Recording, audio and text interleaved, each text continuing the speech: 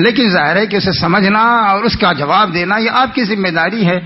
جب تک آپ یہ نہیں کہیں گے کہ ایک الٹرنیٹو ہے اور بہتر الٹرنیٹو ہے، اس وقت تک آپ اسے کوئی شخص اس کی طرف متوجہ نہیں ہو سکتا.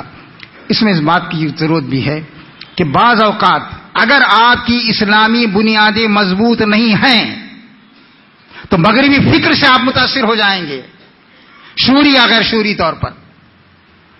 اس بات کی بھی ہمیں فکر کرنی ہوگی، دیکھنا ہوگا کہ کہیں ایسا تو نہیں ہے کہ شعوری یا غیر شعوری طور پر ہم متاثر ہو گئے اس سے، اس کے نظام سے، اس کے فکر سے. دیکھیے جو تہذیب غالب ہوتی ہے ہر پہلو سے وہ حملہ آور ہوتی ہے، ہماری وضاحت پر، ہمارے فکر پر، ہمارے رہن سہن پر، ہماری معاشرت پر، ہر ایک پر اس کا اثر ہوتا ہے. برطانیہ کے بارے میں کبھی کہا جاتا تھا کہ صاحب کہیں اس کا سورج نہیں غروب ہوتا، سورج غروب بھی ہو گیا، جزیرے میں وہ بند ہو کے بھی رہ گیا، لیکن جب تک اس کا اقتدار رہا اس نے ایسی دنیا کو تعلیم دی کہ آج بھی وہی حکومت کر رہا ہے، اسی کی معاشرت، اسی کی تہذیب، اسی کا کلچر، اسی کا اقتدار، اسی کا ذہن، اور ہندوستان میں اسی کا قانون، پورا نظام، پورا سسٹم اسی کا بتایا ہوا. یہ جب کوئی فکر غالب ہوتا ہے تو اسی طرح ہوتا ہے. ہم لباس بنانا بھی چاہتے ہیں تو دیکھتے ہیں کہ بھئی انگریز نے کیسا لباس بنایا، کیسا تجویز کیا ہے ہمارے لیے.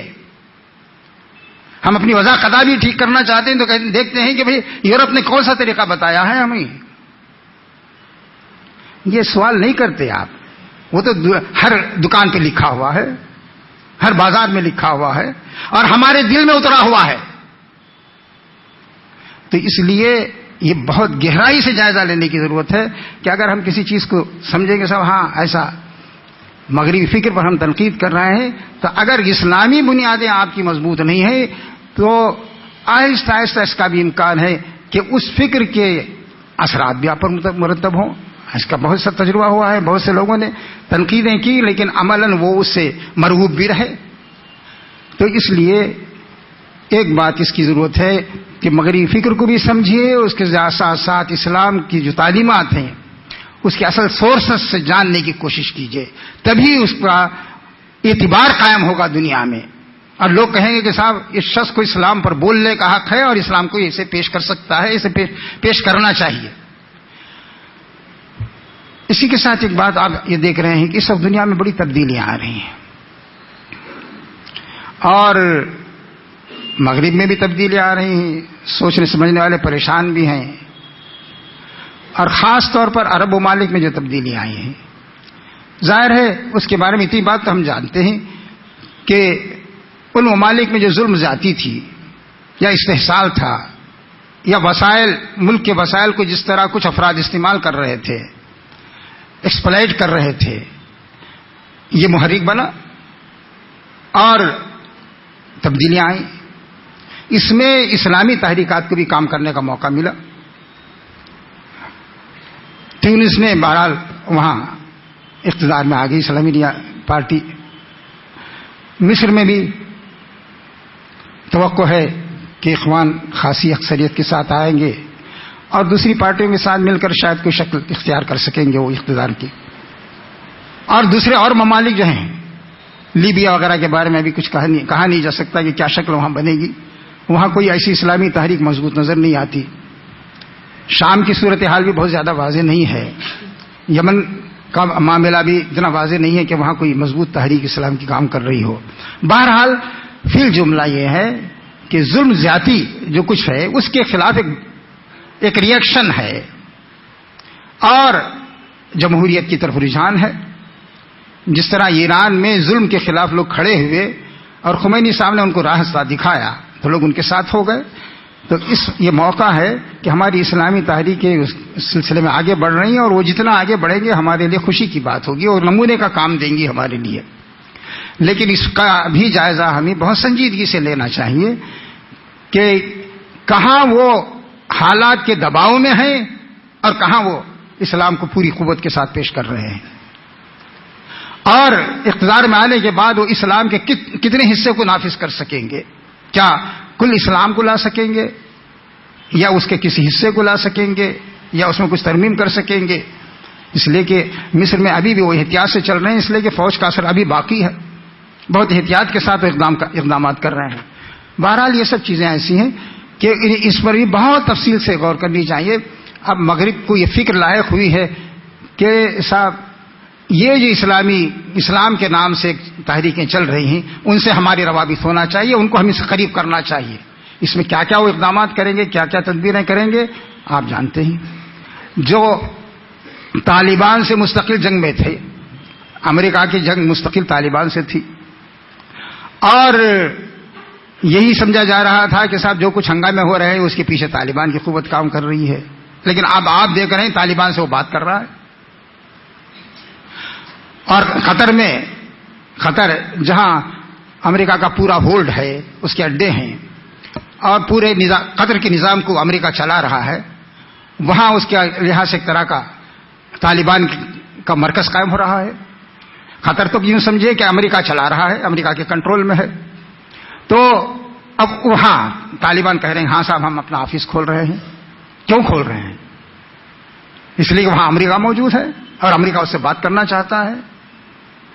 تو یہ سب صورتحال، اس میں اندیشے اس بات کے بھی ہیں کہ ایک طاقتور آدمی جب گفتگو کرتا ہے تو کمزور بعض اوقات دبتا بھی ہے. ان تمام پہلوؤں کو سامنے رکھ کر ہمیں ان حالات کا بھی جائزہ لینا چاہیے. اور اس کے ساتھ ساتھ اس حقیقت کو بھی آپ فراموش نہیں کر سکتے کہ دنیا میں جو تبدیلیاں آ رہی ہیں، ہندوستان کی صورتحال اس سے بہرحال مختلف ہے. کوئی تبدیلی اسلام کے لیے ہندوستان کے لیے نمونہ آسانی سے نہیں بن سکتی. اس لیے کہ آپ جن ممالک میں تبدیلی آ رہی ہیں وہاں مسلمان اکثریت میں ہیں، کہیں 90% ہیں، کہیں 95% ہیں، کہیں کم و بیش ایسے ہی ہیں. ان میں اور ایسے ملک میں جہاں آپ 13% سے لے کے 15% تک یا 17-18% تک آپ موجود ہیں، ان میں زمین آسمان کا فرق رہے گا. یہ ملک جمہوری ملک ہے، آپ کو اظہار خیال کی آزادی ہے، بات صحیح ہے، لیکن اس کے باوجود بہرحال آپ اقلیت میں ہیں. اور تمام مسلمان آپ کے ہم خیال ہو جائیں تب بھی آپ اقلیت میں رہیں گے یہاں. اور دوسری طاقتیں جمہوری ملک ہونے کی وجہ سے طاقتور رہیں گی. تو اس لیے کوئی بھی کسی بھی ملک کا کوئی نمونہ آپ کے لیے اتنا کارآمد نہیں ہو سکتا کہ آپ کہیں کہ صاحب فلاں ملک میں فلاں کام ہو رہا ہے اور ہم بھی کر لیں. ان کے اپنے حالات ہیں، ان کے وسائل ہیں. اس لیے میرا خیال یہ ہے کہ ہمیں ہندوستان پر سوچتے وقت اپنے الگ حالات میں ہی سوچنا ہوگا. آپ جانتے ہیں کہ جماعت نے شروع ہی میں فیصلہ کیا، 48 میں جب جماعت قائم ہوئی، پاکستان سے ہمارا کوئی تعلق نہیں ہوگا انتظامی لحاظ سے. ہم اپنے حالات کے لحاظ سے اپنی پالیسی وضع کریں گے، سوچیں گے. بہرحال اس وقت جب مرکز میں 2-4 افراد تھے انہوں نے سوچا اور آزادانہ سوچا. یہ نہیں دیکھ کر سوچا کہ پاکستان میں کیا ہو رہا ہے، بلکہ یہی کہا کہ صاحب ہم ایک ایسے ملک میں رہ رہے ہیں جو اقلیت میں ہے اور مختلف مسائل سے 2-4 ہے. اب پاکستان کی صورتحال الگ ہے، وہاں جماعت اسلامی اقدامات کر سکتی ہے، وہ کرے گی، اور یہاں کے حالات میں ہم اپنے اقدامات کریں گے. تو وہ جو بات تھی وہ صحیح بات ہے. اور آج بھی یہی صورت ہے کہ دنیا میں جو تبدیلی آ رہی ہیں، چاہے مغرب میں آ رہی ہوں یا عرب ممالک میں آ رہی ہوں یا کہیں بھی آ رہی ہو، آپ دقت نظر سے اس کا جائزہ لیجئے اور دیکھیے. صرف اس پہلو سے آپ دیکھ سکتے ہیں کہ ان میں سے کون سی چیز ایسی ہے جو ہم اپنے حالات میں اس پر عمل کر سکتے ہیں. اس طرح ایک نئی دنیا وجود میں آ رہی ہے.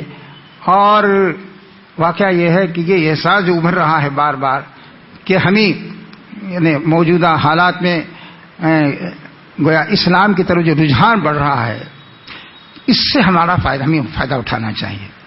گویا ایک سوال کھڑا ہو گیا ہے دنیا میں کہ ٹھیک ہے یہ سسٹم خراب ہو رہا ہے، اس کے نقصانات بھی سامنے آ رہے ہیں، ہمارا خاندان تباہ ہو گیا ہے اور معیشت تباہ ہو رہی ہے، اخلاقی بگاڑ آ گیا ہے، لیکن ہمیں کوئی دوسرا آلٹرنیٹو نہیں ہے. گویا سوال لے کے وہ خود آپ کے ہاں آ رہے ہیں، آپ کو اس کا جواب فراہم کرنا ہے، لیکن اسی طاقت کے ساتھ، اسی قوت کے ساتھ جس قوت کے ساتھ انہوں نے اپنے نظام کو 200 سال کے اندر مستحکم کیا. میں تو کبھی کبھی کہتا ہوں کہ صاحب یہ بات کہ انسان کو اللہ کی ہدایت کی ضرورت نہیں ہے، اس طرح انہوں نے ثابت کی کہ زندگی کے کسی میدان میں اللہ کی ضرورت نہیں محسوس ہوئی، اس کی ہدایت کی ضرورت نہیں محسوس ہوئی. تب یہ سسٹم قائم ہوا. آپ کسی بھی فیلڈ میں چلے جائیے، کسی بھی مسئلے کو سمجھنا چاہیے، چاہے کہیں وہ یہ نہیں کہتے کہ صاحب یہاں اللہ کو ماننا ضروری ہے. اور کبھی کبھی طلباء کے درمیان میں کہتا ہوں نرسری سے لے کے آدمی جو ہے گریجویشن تک پہنچ جائے، پوسٹ گریجویشن تک پہنچ جائے، ڈاکٹریٹ کر لے، کہیں اللہ میاں کی ضرورت نہیں پیش آتی اسے، تب جا کے یہ نظام قائم ہوا ہے. اسی قوت کے ساتھ کہ آدمی کے ذہن میں جو سوال اٹھے، ایک ایک مسئلے پر لائبریریاں کھڑی کر دی انہوں نے، تب گویا یہ نظام مستحکم ہوا. آپ بھی اسی وقت اس میں کامیاب ہو سکتے ہیں جبکہ آپ کے پاس آپ کے سوالات کا جواب موجود ہو. بلا شبہ ہمارے جو مفکرین ہیں، ہمارے جو رہنما ہیں، ان لوگوں نے بڑی بڑی خدمات انجام دی ہیں، لیکن اس کے باوجود ہم یہ نہیں کہہ سکتے کہ موجودہ دور نے جو سوالات چھیڑے ہیں ان سب کا سوال دے دیا گیا ہے. یہ ہم سب کی ذمہ داری ہے، بلکہ صحیح بات یہ ہے کہ مجھ سے زیادہ آپ کی ذمہ داری ہے کہ آپ سوچیں کہ اس کا جواب ہم کیسے فراہم کر سکتے ہیں.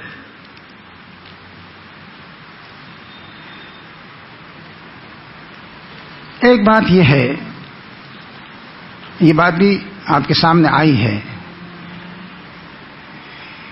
کہ اس کام کے کرنے کے لیے ایک تو جس طرح کا جذبہ ہمارے اندر ہونا چاہیے اس جذبے کی بھی کمی ہے. دوسرے مل جل کر کام کرنے کی طاقت، توانائی جو ہوتی ہے وہ چیز بھی ہمارے اندر حاصل نہیں ہے. ہم نے ایک نصب العین اختیار کیا ہے لیکن دوری ہمارے درمیان باقی ہے.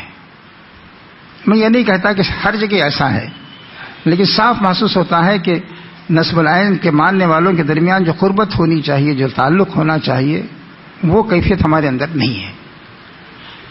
اور جب تک یہ کیفیت نہ ہو اس وقت تک آپ اس میں کامیاب نہیں ہو سکتے. مل جل کے جب تک آپ کام نہیں کریں گے اس وقت تک آپ اللہ کے دین کو دنیا میں سربلند نہیں کر سکتے. جب آپ کی ٹیم ہی مضبوط نہیں ہوگی، اتحاد کا نمونہ نہیں دے گی، تو دنیا کو متحد کرنے اور ان کے مسائل کو حل کرنے کا تصور آپ کیسے دے سکتے ہیں؟ اس بات کی کوشش کیجیے کہ ہمارے تعلقات میں وہی کیفیت پیدا ہو جو قرآن چاہتا ہے. اشداء والکفار رحماء بینہم، کہ وہ لوگ باطل کے مقابلے میں تو سخت ہیں، کفر کے مقابلے میں اور کافرانہ رویے کے مقابلے میں تو سخت ہیں، لیکن آپس میں رحیم ہیں. رحیم تو اللہ تعالیٰ کی صفت ہے، اس کی جھلک ان کے اندر بھی پائی جاتی ہے. اور اس کے ساتھ ساتھ یہ بھی کہا تراہم رکعا سجدا یبتغون فضلا من اللہ ورضوانا، وہ اللہ کی عبادت گزار بندے ہیں، اس کے سامنے سجدہ ریز ہونے والے ہیں، ان کے چہرے اس کی گواہی دیتے ہیں کہ خدا کے بندے ہیں. تب اللہ کے دین کی غلبے کی خوشخبری سنائی گئی ہے. اس کے بغیر کہیں ایک نہیں کہا گیا ہے کہ اللہ کا دین غالب ہو جائے گا. اس لیے اس بات کی کوشش ہونی چاہیے کہ ہم اللہ تعالیٰ سے قریب تر ہو جائیں اور ہمارے تعلقات ویسے ہوں جیسے اللہ تعالیٰ چاہتا ہے. اس میں صبر بھی ہے اور تحمل بھی ہے، عفو درگزر بھی ہے، ہمت افزائی بھی ہے. یہ ساری چیزیں مل کے وہ چیز بنتی ہیں. جب تک اللہ تعالیٰ کے سے اللہ تعالیٰ کے بندوں کے درمیان اس طرح کا تعلق قائم نہ ہو، اس وقت تک صحیح بات یہ ہے کہ دین کی سربلندی کا ہم آسانی سے تصور نہیں کر سکتے. بعض حدیثوں میں اس کی طرف توجہ بھی دلائی گئی ہے. ایک حدیث شریف میں آتا ہے کہ نبی صلی اللہ علیہ وسلم نے فرمایا کہ ایک شخص جا رہا تھا، سماچار تک ہی نہ ہے، ایک شخص کہیں جا رہا تھا کسی گاؤں کی طرف، تو اللہ تعالیٰ نے ایک فرشتے کو بھیجا. تو وہ فرشتہ آیا اور اسے ملاقات کی. پوچھا کہاں جا رہے ہو؟ کہا کہ فلاں گاؤں میں جا رہا ہوں. تو اس نے کہا کس لیے جا رہے ہو؟ کیا کوئی حل لک من نعمت تربها، مطلب یہ اس نے پوچھا کوئی رشتہ داری ہے، تعلق؟ کہا کوئی نہیں ہے. کہا کہ کوئی احسان اس نے کیا ہے کہ اس کا شکریہ ادا کرنے تم جا رہے ہو؟ کہا کہ وہ بھی نہیں ہے. تو کہا پھر کیوں جا رہے ہو؟ کہا کہ وہ اللہ کا بندہ ہے، میں اس سے اللہ کے لیے محبت کرتا ہوں. تو فرشتے نے کہا کہ میں اللہ کا فرشتہ ہوں اور میں بتانے کے لیے تمہارے راستے میں کھڑا ہوا ہوں کہ تم جس طرح اللہ کے لیے اس سے محبت کرتے ہو ایسے ہی اللہ بھی تم سے محبت کرتا ہے. ہمارے تعلقات کی یہ نوبت ہونی چاہیے کہ اللہ سے تعلق کی خاطر ہم سفر بھی کر سکیں, جائیں کہ وہ اللہ کا بندہ ہے, اس کے پاس بیٹھیں گے, اس سے بات کریں گے, اس سے سنیں گے, اس سے فائدہ اٹھائیں گے, اسے اچھے مشورے دیں گے. تو یہ کیفیت جب تک نہیں ہوگی تو وہ محبت جو ہمارے دلوں کے اندر ہونی چاہیے وہ آسانی سے نہیں پیدا ہو سکتی. بس ایک بات کہہ کے میں ختم کرتا ہوں. بھائی اللہ کے دین کی اقامت کے لیے ہم کھڑے ہوئے ہیں, ہمارا نصب العین جو ہے اللہ کے دین کی اقامت ہے. یہ بات اچھی طرح ہمارے ذہن میں رہنی چاہیے کہ اللہ کے دین کی اقامت کا کام اسی وقت ہوگا جبکہ آپ کا اللہ سے تعلق مضبوط ہو. آپ دیکھتے ہیں کہ نبی صلی اللہ علیہ وسلم کو ہدایت دی گئی کہ جائیے دعوت و تبلیغ کا کام کیجیے, لیکن اس کے ساتھ یہ بھی کہا کہ آپ اللہ سے اپنا تعلق مضبوط کیجیے. ان دو باتوں میں تعلق یہی ہے, ربط یہی ہے کہ اللہ سے جتنا تعلق ہوگا اللہ کے دین کے لیے خدمت کرنا آسان ہوگا, اور اگر اللہ سے تعلق میں کمزوری آئے گی تو پھر اس کی توقع نہیں کی جا سکتی کہ اللہ کے دین کی خاطر ہم تکلیف برداشت کریں گے. جب اللہ سے محبت ہوگی تو یہ راستہ بھی آسان ہو جائے گا. بہرحال ہم بڑے نازک دور سے گزر رہے ہیں. یہ اللہ کا کرم ہے, اللہ کا کرم ہی ہے کہ دنیا میں آپ کی ساکھ ہے. مجھے تو کبھی کبھی ایسا محسوس ہوتا ہے ہم جتنے کچھ ہیں اس سے زیادہ دنیا محسوس کرتی ہے. باہر کے لوگ بھی سمجھتے ہیں کہ ایک طاقتور جماعت ہے, دوسرے لوگ جو آپ سے اختلاف کرتے ہیں وہ بھی کہتے ہیں کہ صاحب یہ کیڈر بیس جماعت ہے, ملک کے ہر گوشے میں موجود ہے. میں بھی کبھی کبھی خوشی میں اس کا اظہار کرتا ہوں کہ صاحب ہماری جگہ موجود ہے. آپ کوئی جگہ نہیں دکھا سکتے جہاں ہندوستان میں کوئی بڑا مقام نہیں دکھا سکتے جہاں ہم موجود نہ ہوں, لیکن اس پر آپ اللہ کا شکر بھی ادا کیجیے اور اسے مضبوط کرنے کی بھی کوشش کیجیے.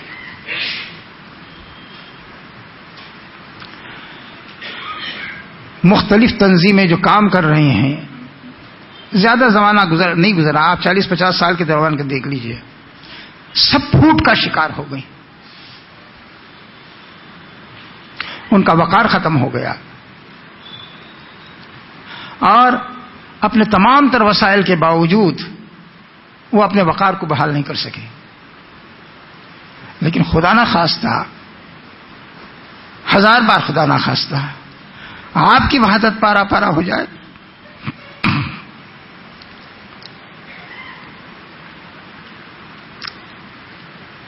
آپ کا بھرم ختم ہو جائے, خدا نہ کرے کبھی ایسا ہو کہ دنیا کہے کہ انہیں بھی دیکھ لیا, جو پورا دین قائم کرنے کے لیے اٹھے تھے ان کو بھی دیکھ لیا ہم نے.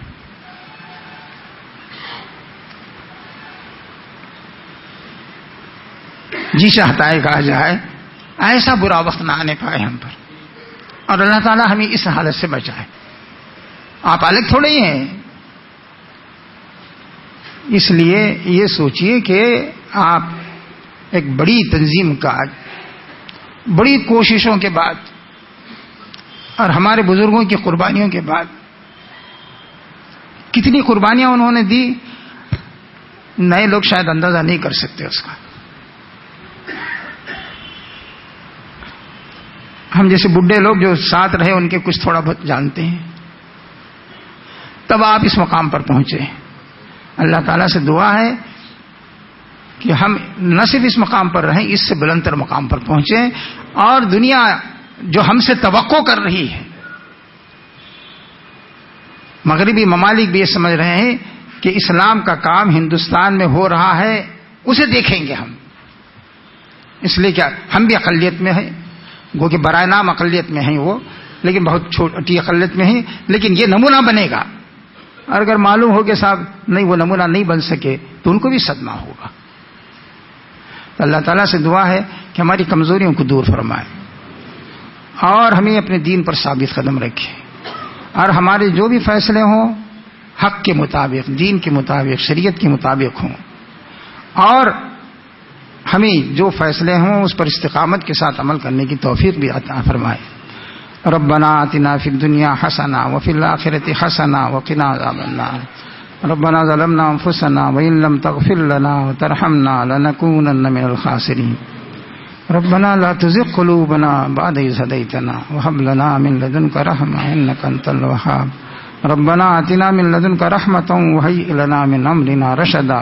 ربنا اغفر لنا ذنوبنا وإسرافنا في أمرنا وثبت أقدامنا وانصرنا على القوم الكافرين۔ اللهم وفقنا لما تحب وترضى، اللهم وفقنا لما تحب وترضى واجعل آخرتنا خيرا من الأولى۔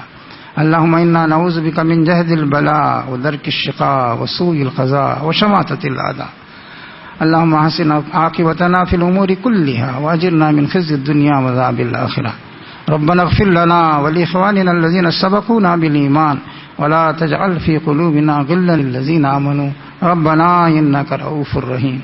ربنا وآتنا ما وعدتنا على رسلك ولا تخزنا يوم القيامة إنك لا تخلف الميعاد۔ ربنا لا تؤاخذنا إن نسينا، ربنا لا تؤاخذنا إن نسينا واخطأنا، ربنا ولا تحمل علينا إصرا كما حملته على الذين من قبلنا، ربنا ولا تحملنا ما لا طاقة لنا به، ربنا ولا تحملنا ما لا طاقة لنا به، واعف عنا واغفر لنا وارحمنا أنت مولانا فانصرنا على القوم الكافرين۔ وصلى الله تعالى على خير خلقه سيدنا محمد وآله وصحبه أجمعين، آمين والحمد لله رب العالمين۔